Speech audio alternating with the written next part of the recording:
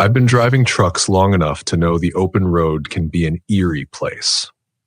There's a kind of loneliness that creeps in when the sun goes down and the highway stretches out in front of you, empty and endless. I've seen strange things in my time on the road, figures standing by the roadside, only to vanish when you pass by, headlights appearing in your rearview mirror, then disappearing without a trace. But nothing compares to what happened on a delivery run a couple of years ago. I still can't explain it, and honestly, I don't think I ever will. I had a run scheduled from Montana down to Colorado. It was a long-haul trip, but I was used to those. I'd made similar runs plenty of times before, and besides, I liked the solitude. There's something peaceful about driving through the night with nothing but your thoughts and the hum of the engine to keep you company. At least, that's how I felt before this trip. The night started out normal enough. I picked up my load, a shipment of construction materials, and hit the road just before sunset. The first few hours were uneventful. The highway was mostly empty, save for the occasional car or truck passing by in the other lane. As the sky darkened and the stars started to come out, I settled into the rhythm of the drive.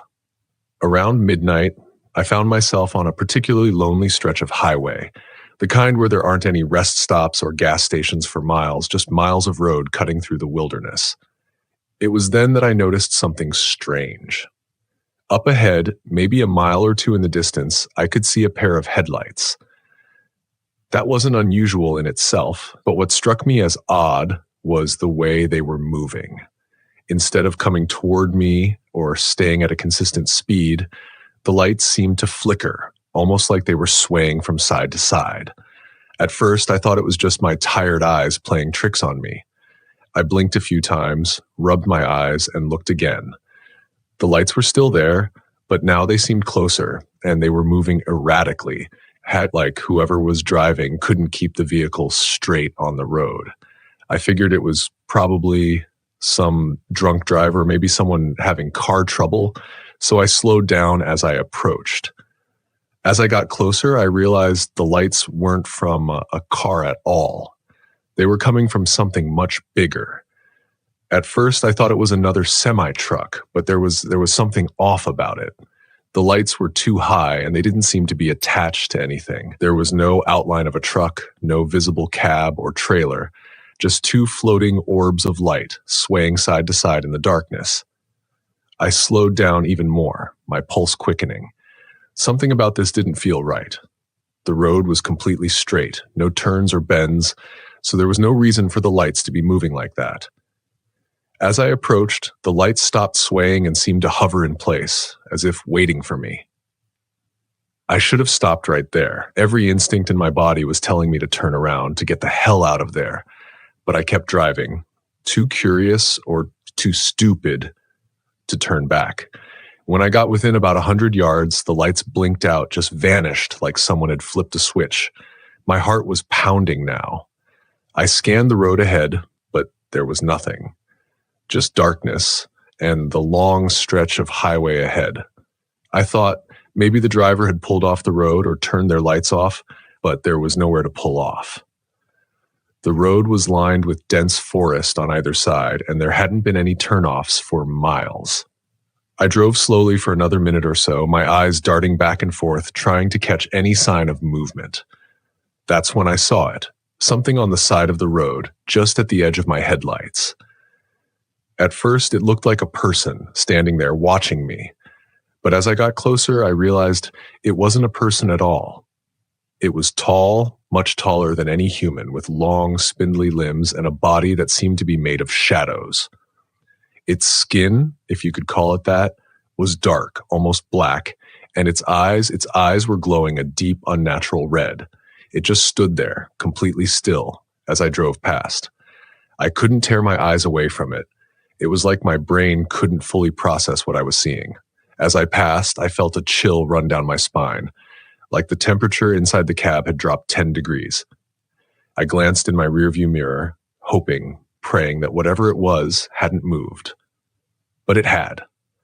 It was following me, running along the side of the road, its long limbs carrying it at an unnatural speed. I slammed my foot on the gas, the engine roaring as I tried to put as much distance between me and that thing as possible. But no matter how fast I went, it stayed right there, just at the edge of my taillights, its glowing red eyes locked on my truck. My hands were shaking, white-knuckling the steering wheel as I floored it down the highway. I didn't care about speed limits or anything else at that point. I just wanted to get the hell out of there. I kept checking the mirrors, hoping to see the thing fall behind, but it didn't. It stayed with me for miles, running faster than anything should be able to. Finally, after what felt like an eternity, the thing slowed down. I watched in the mirror as it came to a stop on the side of the road, still staring at me with those glowing red eyes until it was swallowed up by the darkness. I didn't stop driving until I reached a gas station about an hour later. When I pulled in, my hands were shaking so badly, I could barely turn the key to cut the engine. I sat there in the cab for a few minutes, trying to calm down, trying to make sense of what I'd just seen. But no matter how hard I tried, I couldn't explain it. That thing, whatever it was, wasn't human. It couldn't have been. I got out of the truck and went inside the gas station, hoping the lights and the presence of other people would help me feel normal again. There were a couple of other truckers inside, sitting at the small diner counter, talking and laughing. I grabbed a cup of coffee and sat down at a table, still trying to steady my nerves. One of the truckers must have noticed the look on my face because he came over and asked if I was okay. I hesitated for a second, then told him about what I'd seen. I half expected him to laugh it off, to tell me I was just tired or imagining things, but he didn't. Instead, his face went pale, and he sat down across from me, lowering his voice. "You saw it too, didn't you?" he said. I stared at him, my heart pounding in my chest. "What do you mean, it?" He glanced around the diner, making sure no one else was listening. "The thing with the red eyes. It follows truckers sometimes out on those back roads. I've heard stories, but I never thought I'd meet someone who actually saw it." I didn't know what to say. I just nodded, too stunned to speak. "I don't know what it is," the trucker continued, "but you're lucky. Some people say it doesn't stop following you. They say once it picks up your scent, it sticks with you, no matter where you go." I didn't stay at the diner long after that. I finished my coffee, thanked the trucker, and headed back to my rig. The rest of the trip was uneventful, but I couldn't shake the feeling that I was being watched. Every time I checked my mirrors, I half expected to see those glowing red eyes staring back at me. I've driven that route a few times since then, but I've never seen the thing again. Still, I avoid that stretch of road when I can, and when I can't, I make sure to keep my eyes on the road and not look too closely at what might be lurking in the shadows.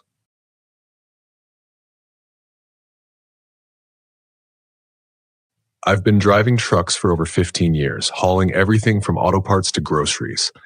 I've seen some weird stuff on the road, crazy weather, close calls, even accidents, but nothing compares to what happened the night I picked up a mysterious load from a place I'd never been before.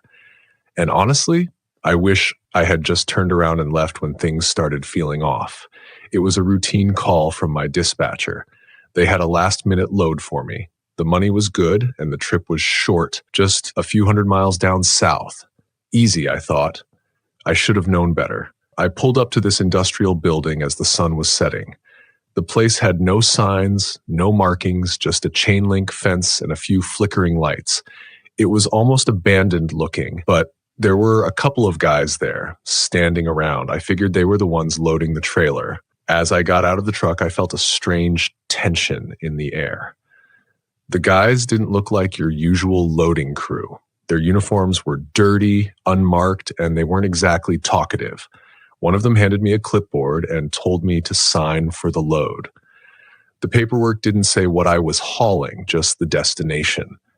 I tried asking them what I was transporting, just making small talk, but they gave me nothing. One of the guys looked at me, then quickly looked away. "Don't worry about it," he muttered. That was the first red flag. The second came when they started loading the truck. They were being extra careful, Too careful, like whatever they were putting in there was fragile or dangerous. I decided not to push it. If they didn't want to tell me, fine. I'd seen plenty of weird cargo before, and asking too many questions rarely got you anywhere in this business. Once they finished loading, they handed me the keys and barely said a word as I got back in the cab. I glanced in my rearview mirror as I pulled away. The two of them just stood there, watching me leave, not moving, not even waving. The whole thing felt wrong, but I had a job to do, so I hit the road. For the first hour, everything was fine. I drove down the highway, the sun fully set by now, with just the hum of the engine and the occasional song on the radio to keep me company. But then I started hearing it, a faint thump coming from the trailer. I shrugged it off at first. Loads shift sometimes, nothing new. But the thump came again, louder this time, like something heavy had slammed into the side of the trailer. I checked my mirrors, but there was nothing out of the ordinary. I kept driving, but the noise didn't stop. In fact, it got worse. It wasn't just the thumping anymore. Now it sounded like something or someone was moving back there. The sound of metal scraping, the trailer creaking like something big was shifting around inside. I felt my pulse quicken. What the hell had they loaded onto my truck? I kept telling myself it was just the cargo moving, maybe something unstable in the back. But as I drove, the noises got louder. Thud. Bang, scrape. It was like whatever was in there was trying to get out. My knuckles were white on the steering wheel, my heart pounding. I didn't want to stop, but I couldn't shake the feeling that something was wrong. Really wrong. Finally, after another loud crash from the back, I decided to pull over. I was scared, but I had to know what was happening. I slowed the truck and started looking for a safe spot to stop. But before I could, there was a massive bang. It sounded like the entire trailer was about to tear apart. I slammed on the brakes, my truck skidding to a stop on the side of the highway. I jumped out of the cab, heart racing, and ran to the back of the trailer. The night was thick with mist, the air cold and heavy. I shined my flashlight on the trailer and felt my stomach drop. The rear doors were completely destroyed, torn open like something had ripped them off from the inside. I stood there, frozen, my mind racing. And then I saw it. Just for a second, a dark, massive shape darting away into the mist. It moved fast, too fast to be any kind of animal I'd ever seen. It was bulky with long limbs, and the way it disappeared into the darkness, it wasn't natural. I didn't get a good look at its face, if it even had one, but I could feel it watching me as it ran. My flashlight flickered, the beam barely cutting through the fog, and I felt that chill crawl up my spine, the kind of chill that tells you you're not alone. I slowly stepped closer to the trailer, my legs shaky, heart pounding in my chest. The inside was wrecked. Whatever they had loaded, it wasn't in there anymore. Crates were shredded, boxes torn apart. The trailer smelled like wet fur and something worse, something rotten. I backed away, my mind reeling. I knew I should call someone, my dispatcher, the cops, anyone. But what was I going to say? That something had busted out of my truck and disappeared into the night? They'd think I'd lost it. So I did the only thing I could. I slammed the broken doors shut and got the hell out of there. I drove straight through to the drop-off point, but when I arrived, the trailer was empty, and I didn't care. I signed off the paperwork without a word and left as fast as I could. I still think about that night. What was in that trailer? What did I see running off into the mist? I'll never know, and honestly, I don't want to. But every time I'm on a long stretch of highway, late at night, I can't shake the feeling that it's still out there, somewhere.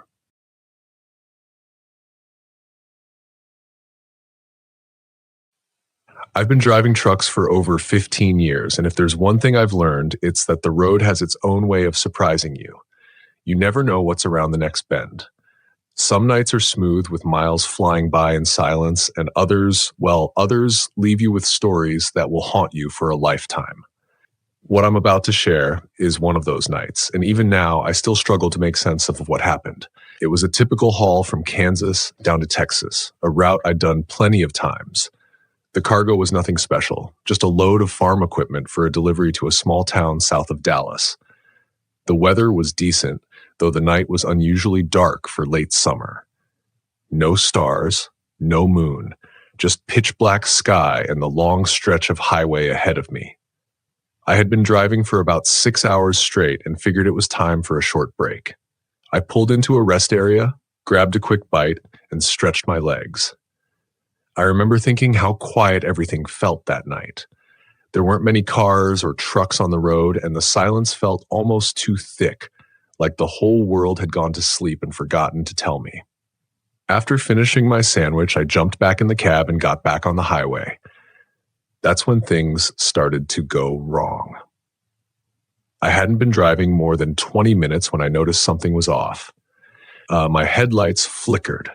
At first, I thought it was a bump in the road or maybe the power surging from the engine, but then the dashboard lights dimmed too. A sinking feeling settled in my gut. The last thing I needed was a breakdown in the middle of nowhere, especially on such a quiet night. A few minutes later, it happened. The engine sputtered and then completely died. The truck coasted to a stop on the shoulder, the headlights flickering out as I rolled to a halt. I sat there for a moment, staring at the dead dashboard, hoping against hope that it was just a temporary glitch. But when I tried turning the key again, nothing happened. Just silence. I cursed under my breath, grabbed my flashlight, and got out to check the engine. The night was still eerily quiet, with only the faint sound of crickets in the distance. I popped the hood and aimed the beam of the flashlight at the engine. Everything looked fine at first glance, but I'm no mechanic. I knew enough to drive these rigs and handle small issues, but this felt beyond me. After fiddling with a few things under the hood and trying the ignition again with no luck, I decided to give it one last go. I bent down to check the battery connections, hoping maybe it was something simple like a loose wire or a corroded connection. That's when I heard it. The unmistakable rumble of another truck approaching. I stood up and looked down the highway, expecting to see headlights. Sure enough, another rig was coming up behind me, moving slowly as if the driver had noticed my truck pulled off to the side. I waved my flashlight, signaling that I needed help, and the truck pulled over a few yards ahead of mine.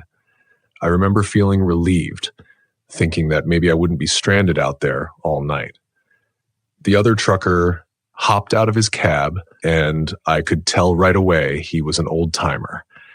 You could always spot them, the ones who had been driving long enough that they'd seen it all. He wore a faded trucker cap, a well-worn flannel shirt, and jeans that had seen better days. His face was weathered, but there was a friendly smile as he approached. "Need some help?" he asked, his voice rough like gravel. "Yeah, truck just died on me," I replied. "Tried checking the battery, but I'm no expert." He nodded and walked over to my truck, shining his flashlight under the hood. "Let me take a look." I watched as he poked around the engine, muttering to himself. After a few minutes, he pulled back and said, "Looks like your battery cable's corroded. That's probably what's causing the problem." I blinked. "Seriously? That's it?" "Yep, happens more often than you'd think," he said with a chuckle. "Got some tools? I'll help you clean it up, and you should be good to go." I hurried back to the cab, grabbed my toolbox, and brought it over. The man was already working on disconnecting the battery, his hands moving with the precision of someone who had done this 1,000 times. I handed him the wrench, and within minutes, he had the cable cleaned and reconnected. "Try it now," he said, stepping back from the engine. I climbed back into the cab, turned the key, and the engine roared to life. Relief flooded through me, and I grinned. "Damn, that did it!" "Thanks, man. I really appreciate it." "No problem," he said, wiping his hands on his jeans. "Glad I could help." I bent down to put my tools back in the box, still shaking my head at how simple the fix had been. When I stood up to thank the guy again, he was gone. At first, I thought he must have walked back to his truck while I wasn't looking, but when I glanced up the road, his rig wasn't there either. The highway was empty, just me and the darkness. I felt a chill run down my spine. I walked to the back of my truck, scanning the road, but there was no sign of the man or his truck. It was as if he had never been there. My heart started racing, and I quickly grabbed my tools and jumped back into the cab, locking the doors behind me. I sat there for a minute, trying to wrap my head around what had just happened. How could he have disappeared so quickly? I hadn't heard his engine start, and there was no way he could have driven off without me noticing. The road was straight for miles in both directions. I would have seen his taillights. I checked the time. Only 5 minutes had passed since the engine started. 5 minutes, and the guy was gone. I wasn't about to sit there and wait for answers. I put the truck in gear and got back on the road, my hands gripping the wheel tighter than usual. For the rest of the drive, I couldn't shake the feeling that something was off. Every time I passed another trucker on the road, I found myself glancing in the mirror, half expecting to see the old-timer's rig behind me. But there was nothing. I made it to my delivery the next morning, dropped off the cargo, and spent the rest of the day trying to forget about the night before. But that feeling, like I had just experienced something beyond explanation, stayed with me. A few days later, I stopped at a truck stop along the same route and struck up a conversation with another driver. He was an older guy too, and we got to talking about strange things we'd seen on the road. "You ever heard of the ghost trucker?" he asked, leaning back in his chair. "The what?" I replied, raising an eyebrow. He nodded, his eyes narrowing. "Yeah, they say there's a trucker out there who helps guys like us when they break down. Shows up out of nowhere, fixes the problem, and then just disappears. Some say he's been dead for years. Others say he's just a legend." My blood ran cold. I hadn't mentioned what happened to me, but hearing him describe the exact thing I had experienced sent a chill down my spine. I left the truck stop not long after that, my mind racing. Had I really been helped by some ghostly figure, or was it just a strange coincidence? I've thought about that night a lot over the years, and I still don't have any answers. All I know is that I haven't broken down on the highway since, and I hope I never do. Because if I do, I'm not sure who or what might show up to help.